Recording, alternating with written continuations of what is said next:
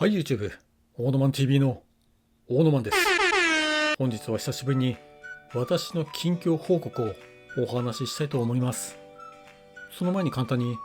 私の自己紹介をしますと、私は札幌に住む50代の派遣社員のおじさんです。派遣社員なので当然独身です。派遣社員が結婚なんてできるわけがありません。本日は次の2つについてお話ししたいと思います。1つ目、仕事について。2つ目、ラブロマンスについてです。もしこんな私の動画が少しでも面白いと感じた方は、チャンネルの登録といいねの評価をお願いします。まず1つ目、仕事についてです。私は今年の4月から札幌市内のジムの派遣の仕事をしています。早いもので5、6、7、8、9、5ヶ月が経過しました。過去の動画では、ジムの仕事がそんなに続いているとは思わなかったという励ましのコメントもいただきましたが、なんとか続いてます。先日は派遣会社の営業の方とも会って、さらに6ヶ月間の雇用延長が決まりました。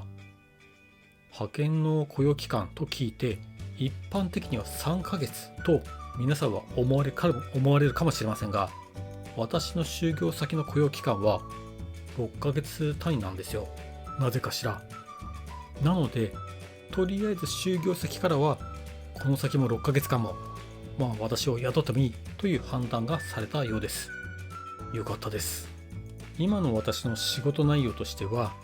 事務仕事です。服装としては、白いシャツの上にチェックのベストを着て、下は膝上のタイトスカートを履いて、会社を訪れた取引先さんにお茶を出したりとか、あとコピーを取ったりとか、そのような仕事とかは一切ありません。残念ながら今の職場はオフィスカジュアルの会社ではないので、私は普段ワイシャツにスラックスを履いて、社員さんの発注のお手伝いや書類作成のお手伝いが私の今のメインの仕事となっています。でも朝から晩まで止めどなく仕事が回ってくるわけでもないので、飲み放題のコーヒーを飲みながら手待ちの時にはパソコンでネットニュースなどを眺めたりしています。そんな私の最近の関心事は自民党の総裁選です。お願いだから河野太郎と小泉純一郎だけは総裁に選ばれませんように、高市早苗さんが総裁に選ばれますようにと仕事の合間に願ってます。皆さん本当、もし河野太郎か小泉純一郎が自民党の総裁に選ばれたら、日本は確実に潰れますよ。河野太郎は中国の手先だし、自分に不都合な発言はブロックするし、対する小泉純一郎に至ってはそもそもの知識がなさすぎる。先日の総裁選立候補の記者会見でも、記者からの質問は事前に募集するなどしています。これは彼に知識がないから決められたことしか話せないことの表れです。ただ小泉純一郎の演説には定評があります。それは事前に話すことを決めてるからです。でも記者を相手にしたフリートークではトンチンカンなことを話し出す。この動画をご覧の自民党員の皆さん、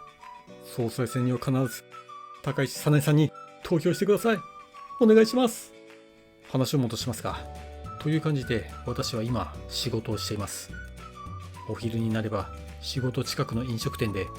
一般のサラリーマンに紛れて飯を食ってます。ただし毎日お昼で800円ぐらいかかってるので、やはり派遣者にとっては大きい出費になります。だからといって弁当を持参するのもめんどくさいんですよね。また収入が確保されると自然と支出も増えてくる。実に不思議ですね。なのであまりお金を貯蓄に回せていないのが現状です。今月こそは支出を控えたいと思っておりますが、あとですね、先日私の相方として派遣社員がもう1名採用されました。過去の動画でもお話ししたと思いますが、本来ならば4月に私ともう一人の2名が今の職場に採用されたのですが、当時はまだ仕事内容が定まっておらず、手待ちの状態の日々が約2週間ほど続いてました。私は頭の後ろにあるやる気スイッチをオフにすることができるので、仕事がなくても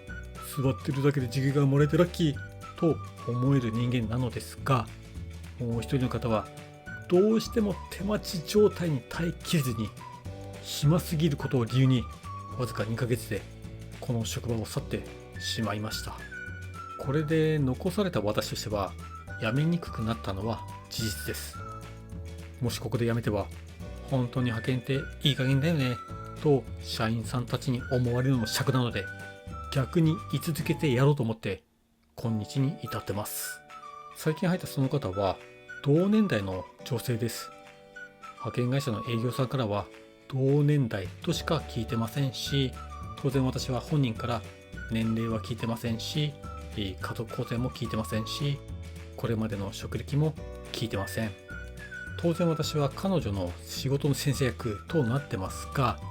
私は先輩面することもなく敬語で彼女と話します。今のところその方は辞める感じはないですね。むしろ逆に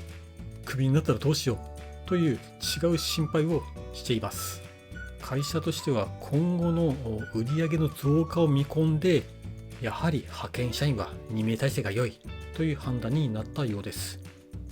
とりあえず私はその新人の女性と共に仕事を頑張りたいと思ってます。続きまして2つ目、ラブロマンスについてです。結論から先に申し上げますと、ラブロマンスは全くないです。かなりのご無沙汰です。就業先の会社での出会いは皆無です。男性比率 99% なので職場での出会いはありえません。私は毎日の通勤には公共交通機関を利用しています。公共交通機関を使っていると案外寄り道はしないもんですね。乗車する時間も乗車位置も毎回決まっているので、周りの利用者は見慣れた人ばかり。もし本当に女性との出会いを求めるのであれば、いつもの行動範囲から一歩抜け出す必要があると思います。そしてそもそもの話ですが、こんな50代の派遣社員のおじさんを好きになってくれる20代の女性はいないと思います。以上が私の最近の報告内容となっております。もしこんな派遣社員のおじさんに興味のある方はぜひチャンネルの登録をお願いします。また一つ目の仕事についてのおまけ動画をこの後のメンバーシップ動画にて公開したいと思います。もしよろしければそちらもぜひご覧ください。それでは皆さん、バイバイ。